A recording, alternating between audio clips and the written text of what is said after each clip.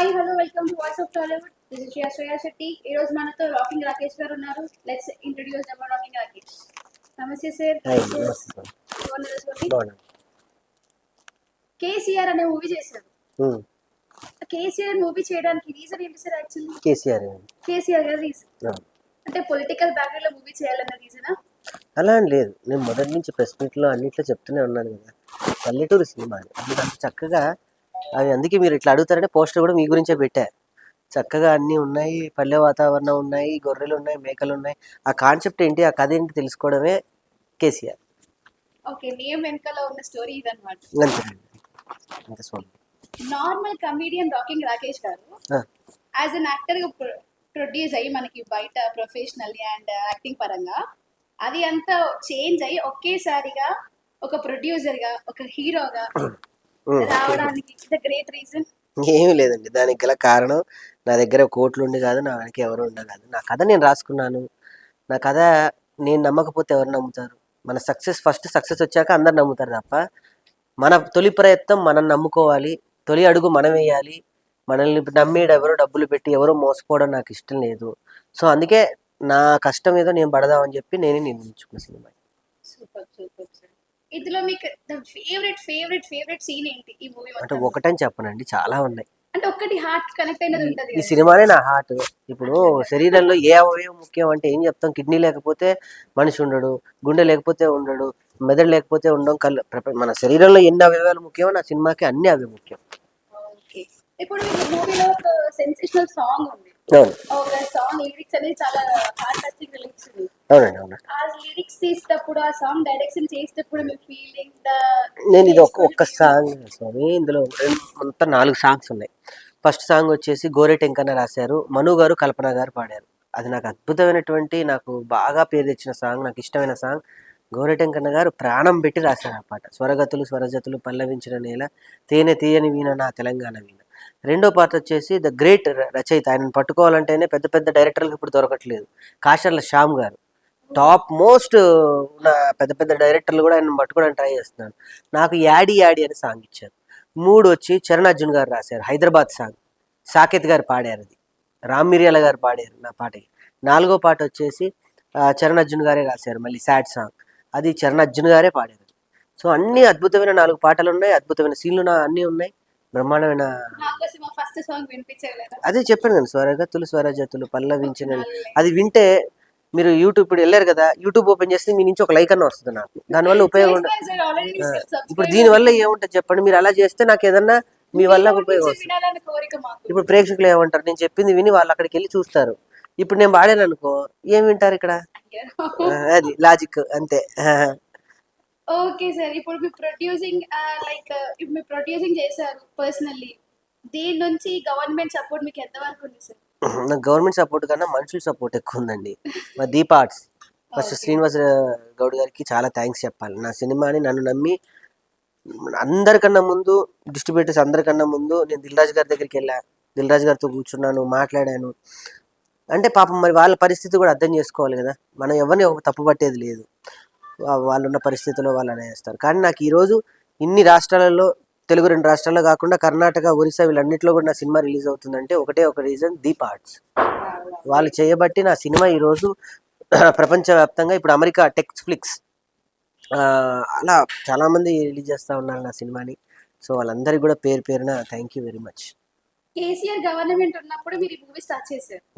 ఇప్పుడు government change అయింది. So మీకు ఇప్పుడు ఈ గవర్నమెంట్ నుండి ఈ మూవీ వరకు మీకు ఎంత సపోర్ట్ గా ఉంది సార్? నా చెప్తున్నాను కదా, గవర్నమెంట్ సపోర్ట్ చేసేంత సినిమా కాదండి ఇది, అంత అవసరం లేదు వాళ్ళ సపోర్ట్. కేసీఆర్ సార్ దాని మూవీని టైటిల్ రిలీజ్ చేశారు కదా, చేశారు, వాళ్ళకి నచ్చి చేశారు. ఏముంది, నేను వెళ్ళి అడగలేదు. నా సినిమాని నన్ను అందరి దగ్గర తీసుకెళ్ళింది తప్ప, నా సినిమాని పట్టుకొని నేను ఎవరి దగ్గరికి వెళ్ళలేదు. నా సినిమాని ప్రమోట్ చేయమని నేను ఎవరిని, అంటే కేసీఆర్ పేరు పెట్టుకున్నాను, అందులో ఫస్ట్ పార్ట్ రిలీజ్ చేశాను. ఆ ఒక్క పాటే నన్ను కేసీఆర్ సార్ దగ్గర తీసుకెళ్ళింది. ఆయనకు నచ్చి పిలిచి కూర్చోబెట్టి విని మరీ ఆయన ప్రశంసించారు. రేపు 23, 24వ తారీఖు సినిమా చూస్తున్నారు కేసీఆర్ గారు. అది ఏంటి, అసలు ఏంటి కథ తెలుసుకోవాలి, కథాబలం ఏంటి, అసలు ఎందుకు ఈ పేరు పెట్టాడు. ఇప్పుడు ఈయన పేరు పెట్టి ఇష్టపడి చూడాల్సిన వాళ్ళు కొంతమంది ఉంటారు. అసలు కేసీఆర్ పేరు ఎందుకు పెట్టాడు, మా పార్టీ పేరు పెట్టొచ్చు కదా అని కొంతమంది ఉంటారు. అసలు సినిమా చూసాక కదా తెలిసేది ఈ పేరు నేను ఎందుకు పెట్టాను, ఎందుకు పెట్టాల్సి వచ్చింది అని. ఓకే సార్, ఇప్పుడు come to your family. Family గురించి మాట్లాడు. మీ ఫ్యామిలీలో ఇప్పుడు మేడం ఉన్నారు, సుజాత గారు ఉన్నారు. మేడం నుంచి మీకు చాలా గ్రేట్ బిగ్గెస్ట్ సపోర్ట్. అవునండి. అండ్ ఇప్పుడు మీ బేబీ, అండ్ ఈ చిన్న బేబీ నా రూలింగ్ అమ్మో! అంత పెద్ద లైన్ అవుతుందండి. రాకింగ్ రాకేష్ అంటే he's not a normal person. మాకైతే చాలా గ్రేట్ పర్సన్, థ్యాంక్ ఎందుకంటే మీ స్ట్రగుల్స్ అన్ని మేము చూసాం. Thank you. కాబట్టి యాజ్ అ కమీడియన్ గా, as a family background person గా ఇన్ని స్ట్రగుల్స్ చేశారు కదా సార్. ఇన్ని స్ట్రగుల్స్ కి మీకు ది బిగ్గెస్ట్ బ్యాక్గ్రౌండ్ పర్సన్ ఎవరు సార్? నేనేనండి. మీకు మీరే. నాకు నేను. Super sir. Jabardasth comedian actor Rakesh, rocking Rakesh గారు. ఇప్పుడు మీ జబర్దస్త్ ఫ్యామిలీ అనేది మీకు ఈ మూవీ పరంగా సపోర్టివ్ గా ఉన్నారా సార్? మీరు మొన్న ప్రీలీజ్ ఈవెంటే చూశారు. వచ్చిన వాళ్ళకి కుర్చీలు లేవు. ఎవరన్నా ఏదైనా ఫంక్షన్లో గెస్ట్లు 5 ఉంటారు. వచ్చిన బంధుమిత్రులు వాళ్ళు ఎక్కువ ఉంటారు. నాకు గెస్ట్లు ఎక్కువ వచ్చారు, కుర్చీలో కూర్చున్న వాళ్ళు తక్కువ వచ్చారు. దాన్ని బట్టి మీరు అర్థమయ్యండి, స్టేజ్ మీద ఎక్కువ మంది ఉన్నారు.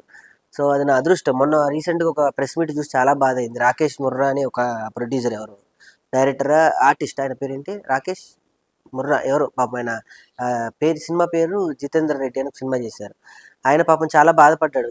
గెస్ట్లు పిలిస్తే రారు, గెస్ట్లు మా స్టేజ్ల మీదకి రారు అని. నేను పిలవంగానే అంతమంది వచ్చారు. అంటే నా వెనక అంతమంది సైన్యం ఉన్నారు, వాళ్ళ బ్లెస్సింగ్స్ ఉన్నాయి. అంత ఉంది కాబట్టి ఈరోజు సినిమా థియేటర్ వరకు వెళ్ళిందండి. సో స్వీట్ ఆఫ్ సరే సార్. ఇప్పుడు ఈ మూవీ చూడాలి, ఎందుకు చూడాలి, ఏ ఉద్దేశం కొద్ది చూడాలి ఈ మూవీని? దీనిలో స్పెషలైజ్డ్ ఏంటి? మన ప్రేక్షకులకు మీకు ఏం చెప్పాలనుకుంటుంది ఈ మూవీ నుంచి? ఇప్పుడు మీరే అన్నారు, నా కోసం ఎందుకు వచ్చారు మీరు ఇక్కడ దాకా? మీరు ఒక స్పెషల్ పర్సన్ కావాలి, అందుకే చూడాలి సినిమా. ఇప్పుడు నాలోనే రాకింగ్ answer ఇస్తున్నారా సార్? రాకింగ్ రాకేష్ అనే వ్యక్తి జబర్దస్త్ లో తెలుసు. సినిమా ఇంత పెద్ద పేరు పెట్టుకొని ఏం చేశానో రేపు ప్రేక్షకులకు తెలియాలంటే ప్రేక్షకులకు చూడాలి కదా స్వామి. సో డెఫినెట్గా నేనేం చేశాను అనేది ఒక చిన్న ప్రయత్నం. రేపు మీరు 22వ తారీఖున, అంటే రేపే మీరు ఇది ఇవాళ రిలీజ్ చేస్తారుగా వీడియో, చేస్తారా? ఈరోజు మీరు తొందరగా రిలీజ్ చేస్తే రేపు థియేటర్లకు ప్రేక్షకులు వెళ్తే, రేపు మీరు ఇచ్చే నాకు 2 గంటల 12 నిమిషాల టైం నా జీవితంలో ఎంతో విలువైన టైం.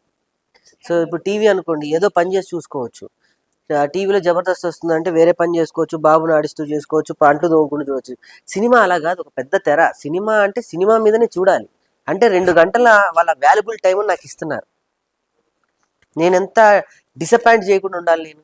సో ఈ 2 గంటల టైం నాకు ఇస్తే మీరు మళ్ళీ ఇంకో 2 గంటల టైం వెళ్ళే ప్రయత్నం నేను చేస్తాను.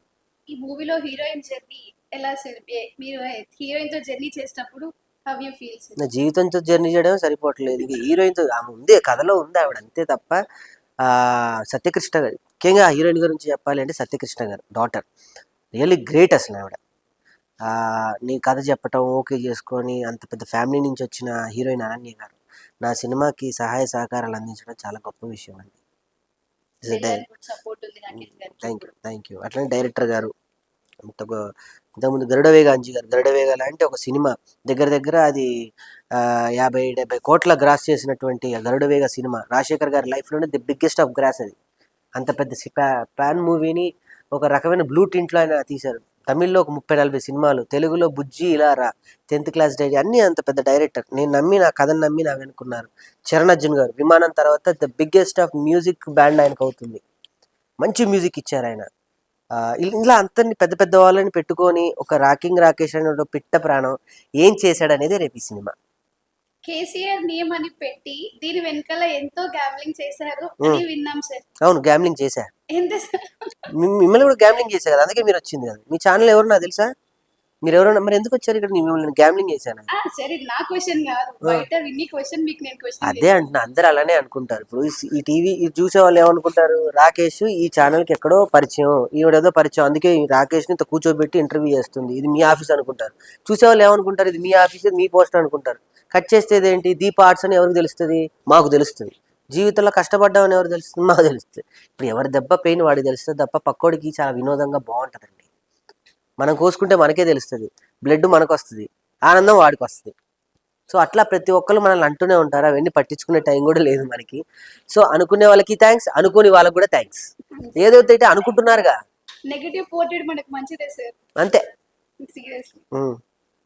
ఇందులో ఒక బ్యూటిఫుల్ సీన్ మా కోసం చెప్పగలరు? బ్యూటిఫుల్ సీన్ అదే చెప్తున్నాను, ఒక్క సీన్ లేదండి. రేపు మీరు సినిమా రేపు వెళ్తున్నారా? సినిమాకి మీరు బుక్ చేసుకున్నారా? ఎక్కడ చేశారు? ఫ్రెండ్స్ చేశారు. ఫోన్ చేసి ఇప్పుడు మీరు టికెట్ బుక్ చేసుకొని నాకు చూపించి వెళ్ళండి వెళ్ళేటప్పుడు, ఓకేనా? నెక్స్ట్ ఇది ఒక మరో బలగంగా అనుకోవచ్చా సార్? ట్రీట్ బలగం చేయొచ్చా? వేరు, ఈ సినిమా వేరండి. అందరు బలగం బలగం అంటున్నారు. సరే ఓకే, ఒక సినిమాతో పోల్చడం చాలా మంచిదే. బేసికలీ ఏమవుతుందంటే ఒక సినిమా సక్సెస్ అయిపోయిన తర్వాత వచ్చే సినిమాలు కూడా వాటితోనే పోలుస్తూ ఉంటారు. సో నేనేమనుకుంటా అంటే బలగం వేరు, చాలా పెద్ద స్థాయి వ్యక్తులు, దాంట్లో దిల్ రాజు ఉన్నారు, ఒక గొప్ప ప్రొడక్షన్ ఉంది. నా వెనక అంత పెద్ద పెద్ద వాళ్ళు ఎవరు లేరు. అంతే, అంత పోల్చడం దేనికని నా ఉద్దేశం. రేపు నేను ఏదైనా సినిమా చేసినప్పుడు మరో బలగం అని నేనే అంట. సో అది డిఫరెంట్ కైండ్ ఆఫ్ వర్షన్, ఇది ఒక డిఫరెంట్ కైండ్ ఆఫ్ వర్షన్. అది చాలా అద్భుతమైన ఇది. రేపు నేనేం చేస్తాను, రేపు ఏమవుతుందో తెలియకుండానే నా సినిమా మరో బలగం అని నేను డప్పు కొట్టుకున్నాను అనుకోండి, జనాలే అనుకుంటాడు వీడేంటి మరో బలగం అని డప్పు కొట్టుకుంటున్నాడు అని. సో వాళ్ళు అనే ముందే నాకు నేను సమాధానం చెప్పుకుంటా.